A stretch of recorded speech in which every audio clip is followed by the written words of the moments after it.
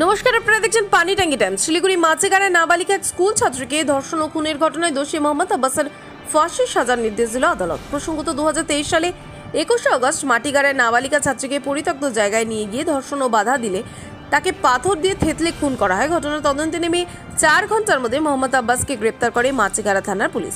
চলতি বছরের জানুয়ারি মাস থেকে মামলার শুনানি শুরু হয়। এই মামলায় 22 জন সাক্ষী দেন। গত বুধবার মোহাম্মদ আব্বাসকে দোষী সাব্যস্ত করে বিচারক। এরপর শুক্রবার তার ফাঁসির সাজা ঘোষণার দিন ঠিক হয়। তবে গতকাল শুনানি হলেও সাজা ঘোষণা করেননি বিচারক। এরপর সাজা ঘোষণার জন্য শনিবার অর্থাৎ আজকের দিন ধার্য করা হয়। সেই মতো দোষী মোহাম্মদ আব্বাসের ফাঁসির সাজা ঘোষণা করলে বিচারক অনিতা ম্যাত্রা মাথুর। পরবর্তী আরো খবর জানতে অবশ্যই চোখ রাখুন শুধুমাত্র পানি ট্যাঙ্কি টাইমসের পর্দায়।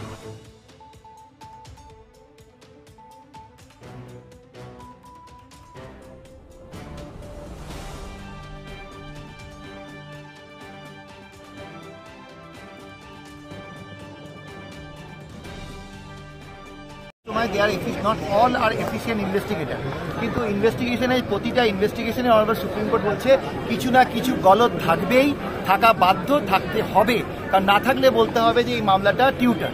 সুতরাং ইনভেস্টিগেশনে ইন্দার জাজমেন্টে অনারেবল সুপ্রিম কোর্ট ক্লিয়ার বলে দিয়েছে যে ইনভেস্টিগেশনে ফ্লস থাকতেই পারে, কিন্তু কেসের কাছে যখন কোর্টের কাছে যখন কেসটা প্রেজেন্ট করা হয় এটা দায়িত্ব হচ্ছে প্রসিকিউটরের। অ্যাজ এ প্রসিকিউটর সারা ওয়েস্ট বেঙ্গল আমি ঘুরে বেড়াচ্ছি, আমি জানি আমার পক্ষে সারা ওয়েস্ট বেঙ্গলে সব মামলা করা সম্ভব না। আমি আমার সমস্ত প্রসিকিউটর ভাইতে প্রার্থনা করি আপনাদের মিডিয়ার মাধ্যমে এবং অন্যভাবে বলি, তারা তাদের কাজ যদি ঠিকমতো করেন তাহলে ইনভেস্টিগেটিং এজেন্সিরা দিনরাত খেটে যে ইনভেস্টিগেশন করছে সেটা নিশ্চয়ই সাকসেসফুল। কবে থেকে ট্রায়াল শুরু হয়েছিল এবং কটা ট্রায়াল হয়েছে? জানুয়ারি মাসের 3 তারিখ থেকে এই ট্রায়ালটা শুরু হয়। 3-এর পরে আমাদের এই মামলার সবচেয়ে ইম্পর্টেন্ট জিনিস, যে কথাটা আপনারা বারবার দেখাচ্ছেন, বিল আসছে, এই আসছে সারা ভারতবর্ষ জুড়ে, একটা খুব পরিষ্কার কথা আমি আপনাদের মাধ্যমে বলি, সেটা হলো যে আপনারা সবসময় বলেন যে কোর্টে মামলা দেরি হচ্ছে, তার জন্য অনেক ফ্যাক্টর আছে। আমি জানি না বিল যেগুলো আছে সেগুলো কীভাবে এক্সিকিউট হবে, তার সবচেয়ে বড় এক্সাম্পল এই মামলাটা। এই মামলা আমার মার্চ মাসের মধ্যে শেষ হয়ে যেত, কিন্তু আমাদের ডিফেন্স কাউন্সিল মানে আমার আসামি পক্ষ এই মামলায় অনারেবল হাইকোর্টে চলে গেছিলেন একটা এই গ্রাউন্ডে যে মামলা কেন তাড়াতাড়ি হচ্ছে এত প্রসিকিউশনের তরফে, এটা ছিল তার পয়েন্ট।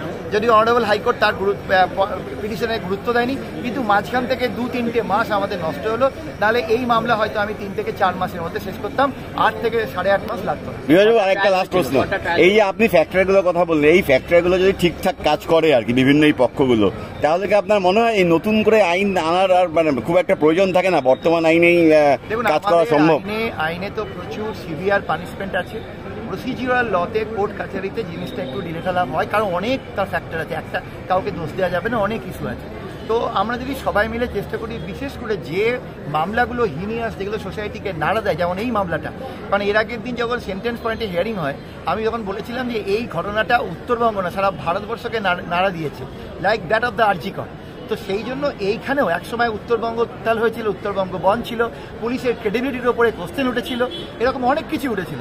আজকে সেই দিনটা এলো যে দিনটা আমরা বলতে পারি যে না, স্টেট চেষ্টা করলে পারে এবং স্টেট চেষ্টা করে। এবং সবচেয়ে ইম্পর্টেন্ট জিনিস হচ্ছে মামলা একটু তাড়াতাড়ি করতে হবে যাতে উইটনেসটা ভুলে না যায় সময়ের জন্য।